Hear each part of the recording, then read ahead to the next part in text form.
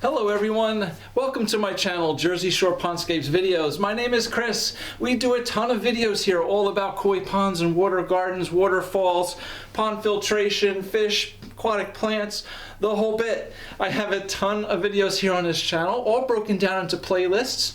So if there's something you're looking for and want to find some more information on something, please feel free to use the playlists and help navigate, find your way around. Hopefully you'll find what you're looking for a little bit easier. Today's video, we are doing a video about this product here. This is a filter media. There's two different kinds here, called Matala. It's a really popular media. It's really great. We're going to get into what this is, how to use it, and why I recommend it. All right.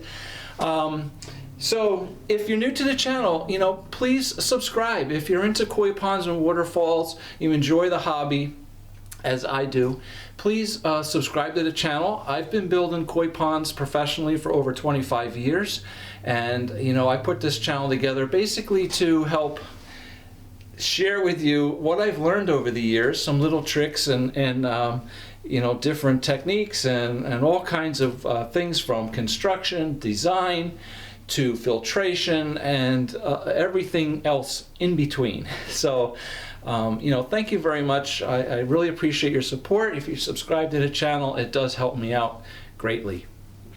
So again, Matala, all right? So Matala is a company that makes these rigid type of filter pads. There are 4 different types. They are all a different color. And they are different colors based on their densities, all right?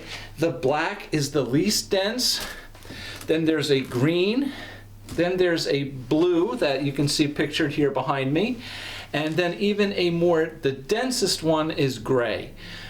So basically, the key with these pads is that they are rigid, they are durable, but they provide a lot of surface area for not only bacteria to grow, but for water flow through them, all right?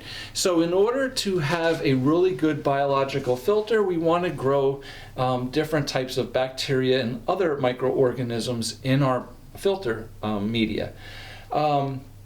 In order for the bacteria to grow and to be productive and to grow quickly and be healthy, all right, we need what's called an aerobic atmosphere. We need oxygenated areas, okay? We need oxygenated water. Once sludge and muck and solids and sediment and stuff start building up on our filter media, it starts to smother all the bacteria, and thus eliminating that oxygen-rich environment that it needs to grow. So while the filters may be cleaning the water and all the organics, debris, and sludge and waste is building up in our filters, it's killing all of our bacteria at the same time. So we want to try to find a way to separate the solids from a cleaner water that's oxygen rich, that can pass through our filter media and basically energize our bacteria inside that filter. So having these different densities in these pads helps to perform that function really, really well.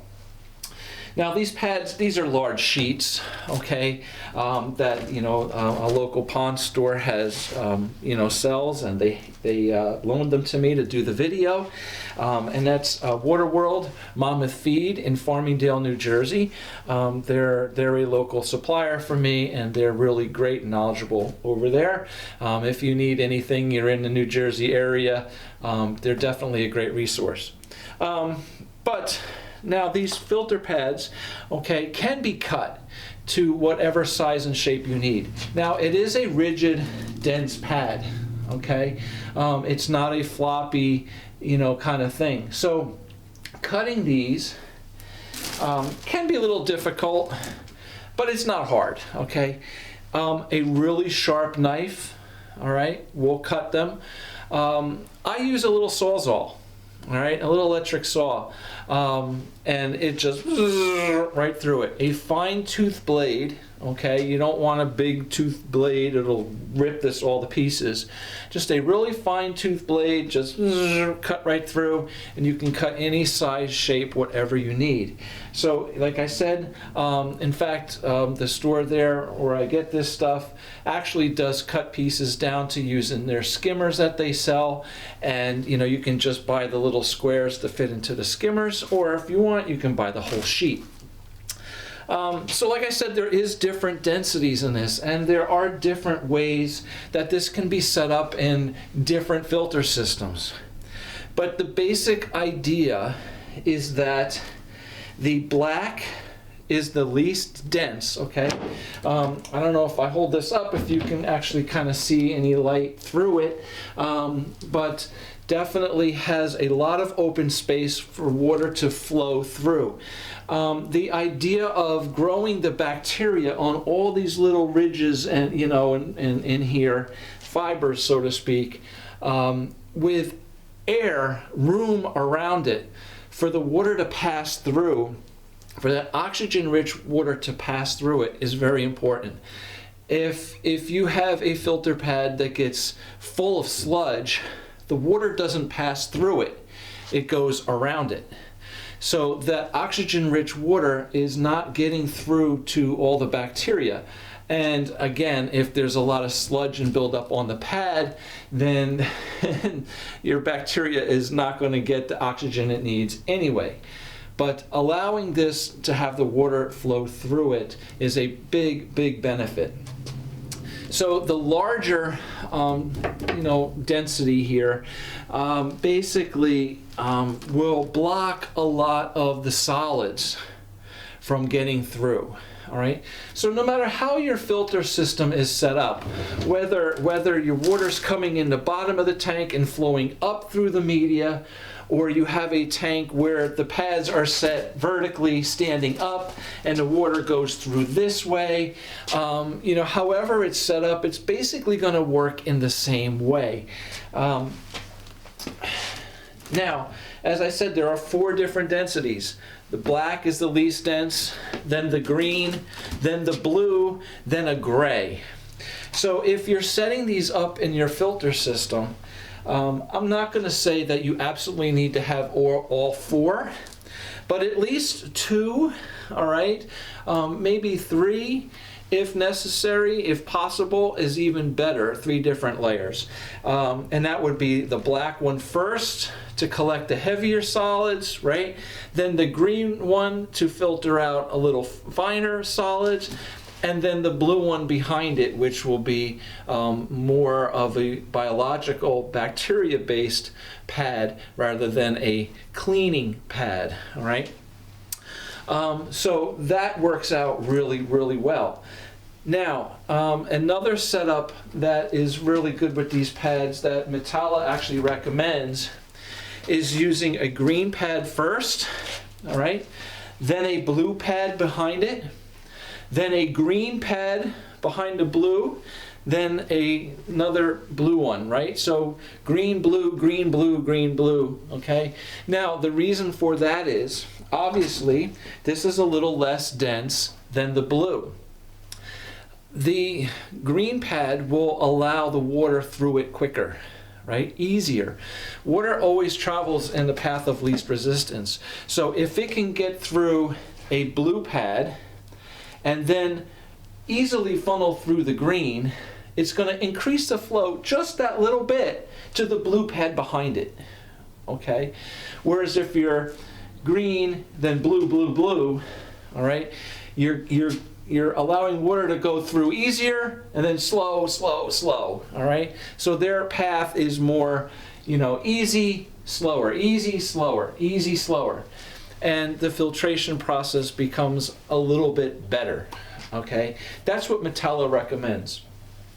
Now, using these pads by laying them down and having the water come up through them, or standing them up and having the water go through, really doesn't make much of a difference. Matala does recommend standing them up, and the purpose for that is basically in the cleaning, all right? Now, when it comes to cleaning these pads, what's really nice, obviously the less dense the pad, the easier the debris will come out of it. But these pads provide a lot of space, surface area for bacteria, but also openness for water to flow through. So any kind of debris that can build up in these pads can be easily washed and cleaned off. It runs right out of them pretty easily. What they recommend is that when you clean these pads, they prefer, and I understand it, we'll get into this a little bit too, not to take them out and use a high pressure water hose and blast it all clean. The reason for that is basically you're also blasting off a lot of the bacteria that you want it to grow. What they recommend, however, is to take the pad out or take the pad in your filter tank, okay, and just swish it around. Just swish it, lift it up, shake it a little bit, and all the crap will come out of it. All right? Shake it around in the tank, in the water, or they suggest taking a sump pump, putting it in your pond, and taking the end of the hose from the sump pump and just running it over the material, and just it'll flush out a lot of the heavier debris. So kind of their concept is to clean the sludge and the dirt out of it without washing away the bacteria. All right, so for that reason we are using the pond water, okay, to wash the pad out, rather than tap water, which if you have city water can contain chlorine, and the chlorine can kill the bacteria in the pads as well. We can get into that whole concept. It absolutely makes sense, okay? However, while I agree with it and I understand that we don't want to wash away the bacteria in the pads, I also feel that keeping the pad clean is really important. And I believe that the large majority of your biological filtration, the bacteria and stuff that is balancing your pond, is actually in your pond, on your rocks, on your gravel, on your liner, on your liner itself, in the rock works, in the pipes, okay? It's all over in your pond. A biological filter is basically an addition to that. Now, depending on the pond that you have and the setup that you have, your filtration filter may be more of a mechanical filter to keep your pond cleaner than it is a biological filter to grow bacteria. And the reason why I say that is because the garbage, the silt, the sludge, the sediment in your pond is going to end up, hopefully, in your filter to clean it. But many times we only have one filter. And to me, sometimes that one filter is more important mechanically to remove the sludge, the sediment, the dirt, the silt, the algae cells out of the water, than the biologics, because more of the biologics will be in the pond. However, okay, I'm not saying biological filtration is not important. It absolutely is. But the ideal situation is to have kind of two filters, right? One more mechanical to remove that sludge and sediment, and then a biological filter, whether it's a separate filter tank with the Matala pads or other types of media, or a bead filter, something like that, to provide your biologics separately. So it all depends on the pond, your fish load, your organic load in the pond, what kind of pond it is, and how in depth you really need to get with it, all right? Everything is different. But I just want to kind of give you the perspectives. So for me, for the most part, when it comes to cleaning these pads, I'm taking them out, I'm hosing them down. I don't have to spray the heck out of these things to get them clean. Just run the water hose over them, shake them a little bit. Sometimes if it's a smaller pad, I actually just kind of bang it against a rock a little bit just to loosen the material inside. Run the water hose over it, it all just comes right out. And clean your filter tank. If you're washing these out in your filter tank and you're running water over them, make sure you have a drain in the bottom of that filter tank for all that sludge and dirty water to get out. It's very important we take that out. Or a wet dry shop vac, to vacuum all that sediment and garbage out of the bottom of the filter tank. I do have clients that say, oh, I clean my filters, and they take the pads out of their filter tank, they wash the pads down, and they put the pads back in the tank without cleaning out all the sludge and muck and crap in the bottom of the tank. And it doesn't make any sense to me. Like, you got to clean that out. That filter tank should be nice and clean. I just want to give you that idea of the concept of how to wash filter pads out. Not only these, but any kind of filter pads. Depending on the biologics of your pond, your fish load, if you have a pre-filter, so to speak, to catch all the sludge and sediment first before it gets to these, better yet. The better your filtration system, the more layers from less dense to more dense you can put in, the less maintenance you're going to have on these. If you have, let's just hypothetically, you have a filter tank with 2 black layers, okay, and then it goes out of that, and then it goes into 2 or 3 green layers, and then it comes out of that into 2 or 3 blue layers, and then maybe a gray layer. I can probably almost bet you, if you maintain this properly, that your black layers, you're going to have to clean once in a while. Often, maybe weekly, okay, maybe weekly.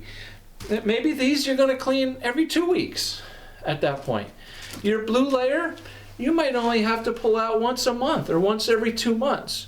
And your gray layer, you might not have to touch at all. Okay, very rarely. So you just see this succession of cleaning the water, using different density of these pads.